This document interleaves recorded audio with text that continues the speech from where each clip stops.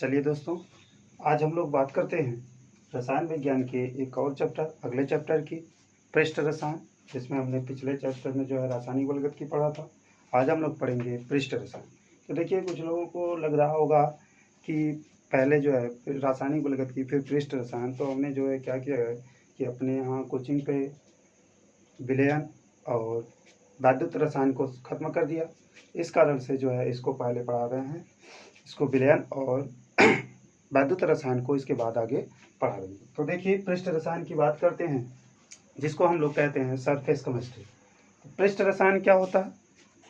तो पृष्ठ रसायन क्या होते हैं? पृष्ठ रसायन के बाद हम बात करेंगे कि जब किसी पदार्थ की बाह्य पृष्ठ पर होने वाली क्रियाओं का अध्ययन किया जाता है।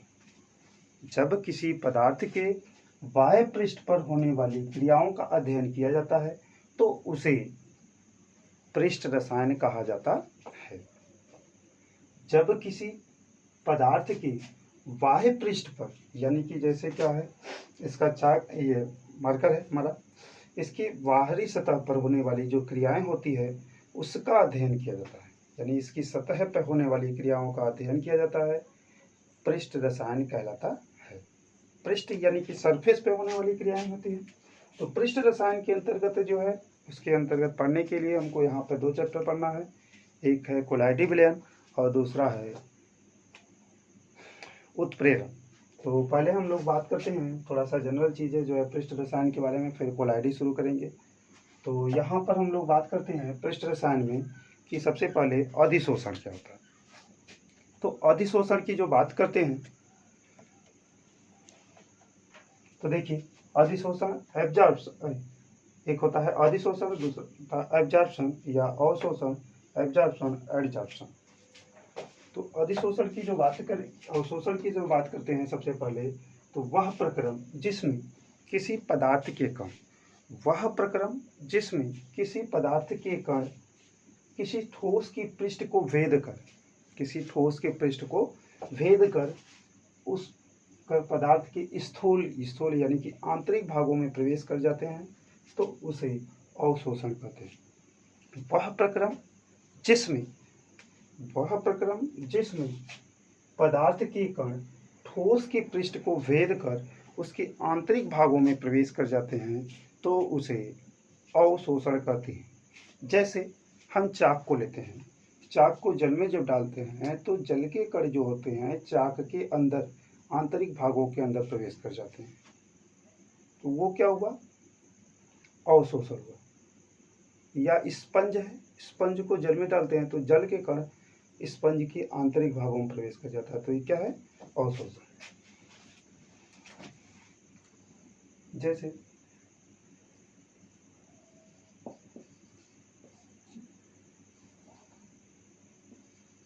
जल का चाक के स्थूल भागों में प्रवेश करना। दूसरा, जल का स्पंज के स्थूल भागों में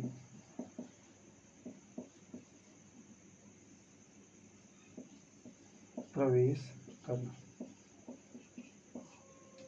तो देखिए, मैं कहा कि वह प्रक्रम जिसमें पदार्थ के कण ठोस की पृष्ठ को भेद कर पदार्थ के स्थूल कहने का मतलब आंतरिक भागों में प्रवेश कर जाता है, उसे अवशोषण कहते हैं।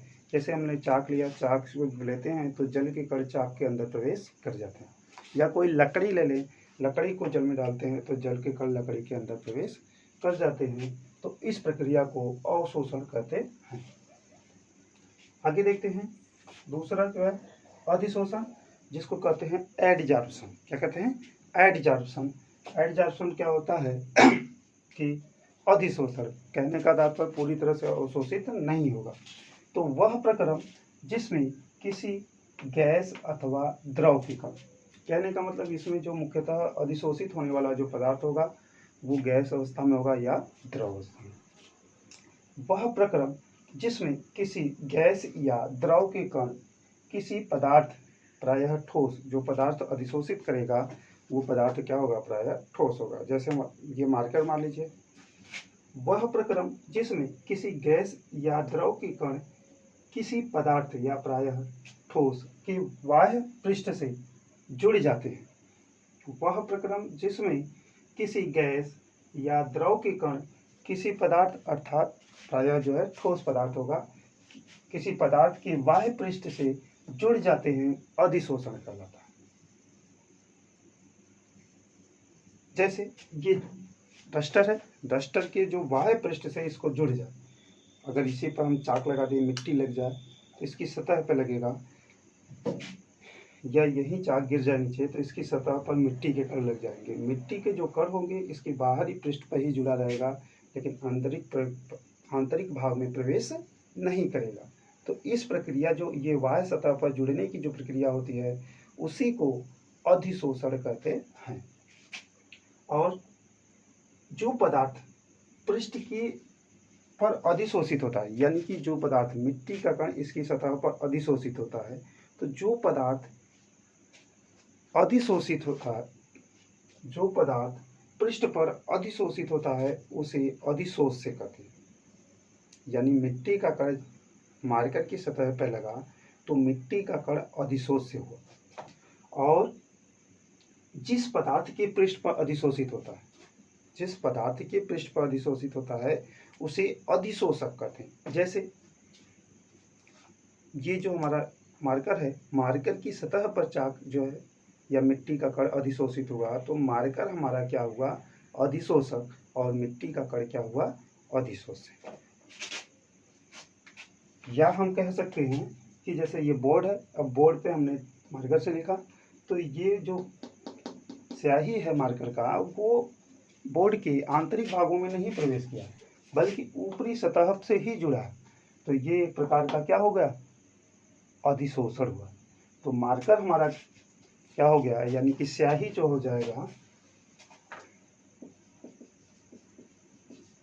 स्याही जो है अधिशोष से, और बोर्ड जो हो जाएगा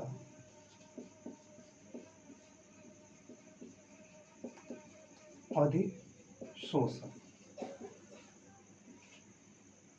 ठीक, यानी कि जो पदार्थ किसी दूसरे पदार्थ के पृष्ठ पर जुड़ता है उसे अधिशोष से, और जिस पे जुड़ता है उसे अधिशोषक। तो स्याही जो है बोर्ड पे जुड़ा है तो स्याही अधिशोष से हुआ, और बोर्ड हमारा क्या हुआ, अधिशोषक हुआ। आगे हम बात करते हैं, जैसे भी यहीं पे ये जो है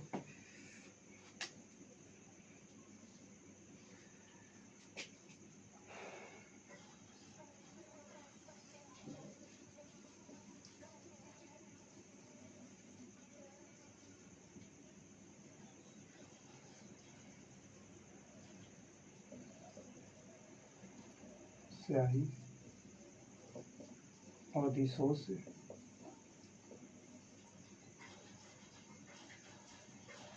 व बोर्ड अधिशोषक। इसी प्रकार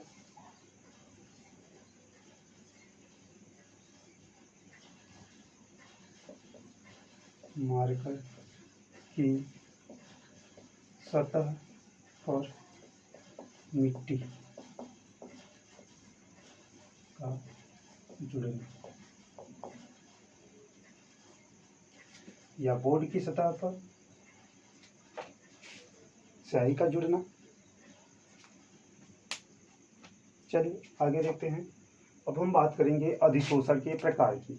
तो अधिशोषण कितने प्रकार के होते हैं, तो अधिशोषण दो प्रकार के होते हैं। अधिशोषण दो प्रकार के होते हैं, एक होता है भौतिक अधिशोषण और दूसरा होता है रासायनिक अधिशोषण। भौतिक अधिशोषण जिसको कहते हैं फिजिकल एडजॉर्प्शन, और दूसरा होता है रासायनिक अधिशोषण जिसको कहते हैं केमी एडजॉर्प्शन।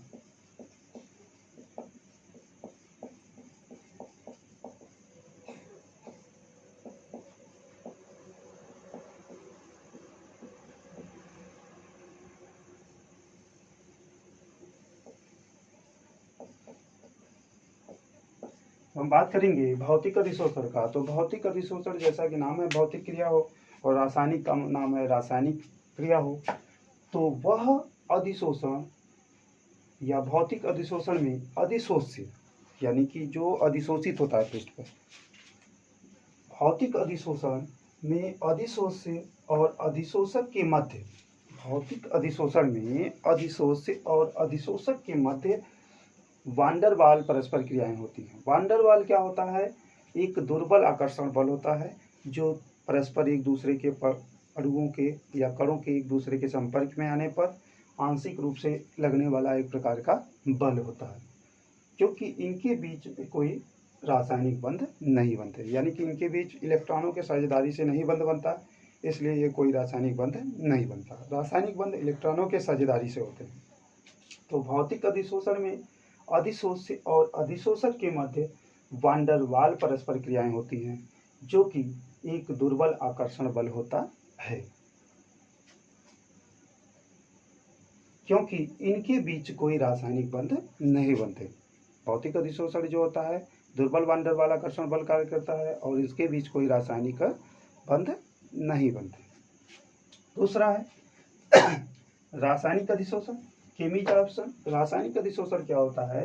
रासायनिक अधिशोषण में अधिशोष्य के कण, रासायनिक अधिशोषण में अधिशोष्य के जो कण होते हैं अधिशोषक के पृष्ठ के साथ रासायनिक बंध बना करके, प्रायः जो होते हैं ये जो रासायनिक बंध होता है सहसंयोजक बंध, यानी समान इलेक्ट्रॉनों के साझेदारी से, तो रासायनिक बंध बना करके परस्पर जुड़ जाते हैं, तब उस जुड़ जाते हैं। यह बंध भौतिक अधिशोषण की अपेक्षा क्या होते हैं? प्रबल होते हैं। जैसे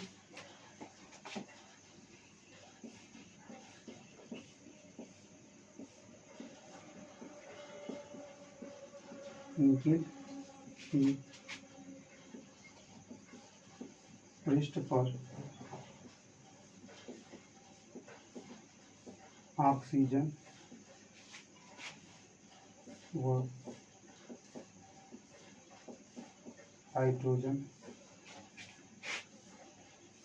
के कण का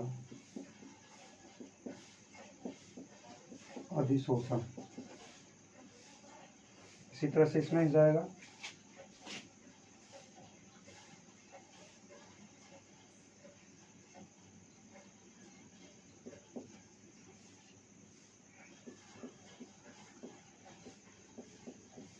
बोर्ड पर स्याही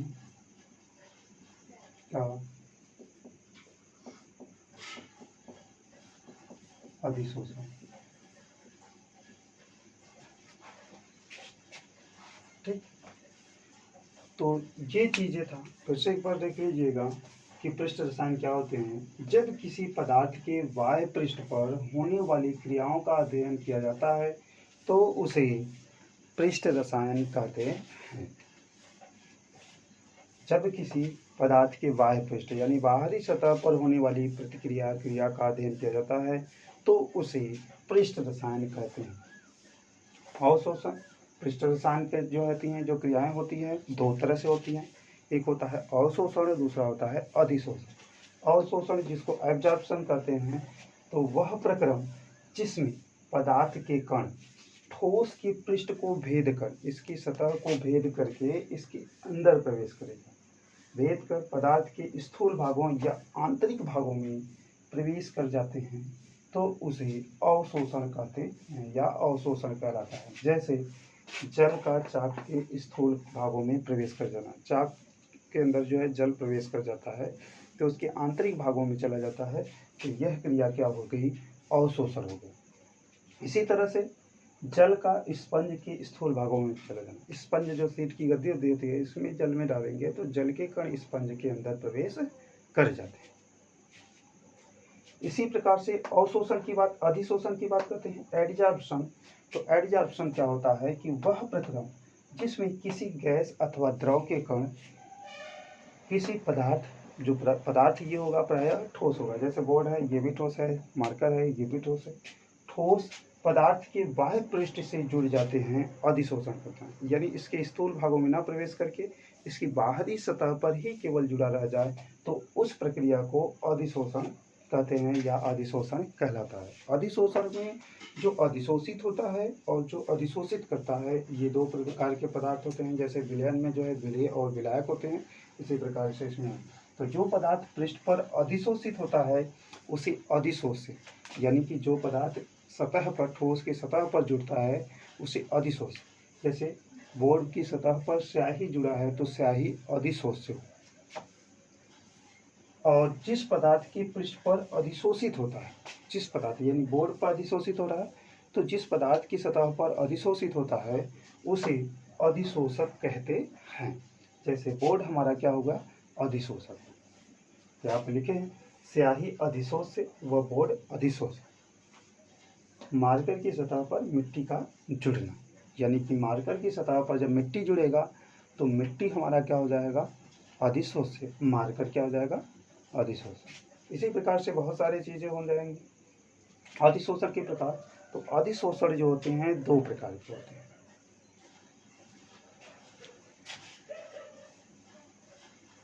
अधिशोषण प्रायः दो प्रकार के होते हैं। एक होता है भौतिक अधिशोषण और दूसरा होता है रासायनिक अधिशोषण। तो भौतिक अधिशोषण जिसको फिजिकल एब्जॉर्प्शन कहते हैं, भौतिक अधिशोषण में अधिशोषित और अधिशोषक की मध्य वान डेर वाल्स प्रक्रियाएं होती हैं जो कि एक दुर्बल आकर्षण बल होता है जिनके मध्य कोई रासायनिक बंध नहीं बनते। रासायनिक बंध वही बनते हैं जहां इलेक्ट्रॉनों की साझेदारी होती है, तो यहाँ पर कोई साझेदारी नहीं होती है जिसके कारण यह दुर्बल बंध होता है। और दुर्बल बंध होता है यानी कि ये बंध बहुत आसानी से टूट जाता है। जैसे बोर्ड की सतह पर स्याही का अधिशोषण, ये क्या है, दुर्बल आकर्षण बल कार्य करता है। इसी तरह से रासायनिक अधिशोषण, केमिजोर्प्शन, रासायनिक अधिशोषण के मध्य अधिशोषक के मध्य अधिशोषक के पृष्ठ के साथ रासायनिक बंध द्वारा प्रायः जुड़ जाते हैं। रासायनिक अधिशोषण में अधिशोषक के कण अधिशोषक के पृष्ठ के साथ रासायनिक बंध द्वारा प्रायः जुड़ जाते हैं या रासायनिक बंध बनाकर प्रायः जुड़ जाते हैं।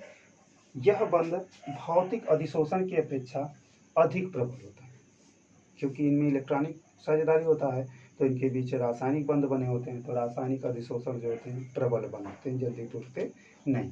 जैसे निकिल के पृष्ठ पर ऑक्सीजन या हाइड्रोजन के कणों का जुड़ जाना, निकिल या प्लेटिनम है, पैलेडियम है, इसकी सतह पर जुड़ते हैं जो कि हाइड्रोजन और ऑक्सीजन के संयोग से जल बनता है। उत्प्रेरक में इसके बारे में बात किया जाएगा। तो इस तरह से दोस्तों अगला जो वीडियो हुआ ये पृष्ठ रसायन का इसमें हुआ, तो आप लोग चिंता नहीं करिएगा, विलयन और वैद्युत रसायन भी बताएंगे।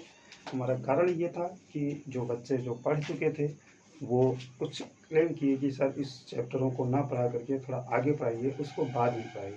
मैंने कहा ठीक है, इसी की वजह से जो है इसको कहा, क्योंकि हमारे यहाँ जो संख्याएँ बहुत ज़्यादा है थी क्लास में, तो इतने ज़्यादा बच्चों का एक साथ क्लेम आने का कारण है कि इसके आगे जो चैप्टर पढ़ाएंगे, क्योंकि हर एक चैप्टर एक दूसरे से अलग है। जहाँ पर चैप्टर एक दूसरे से इंटरकनेक्टेड होंगे उसको हम रेगुलर पढ़ाते चलेंगे, लेकिन इधर दो चैप्टर छोड़ने का कारण यहीं पे था।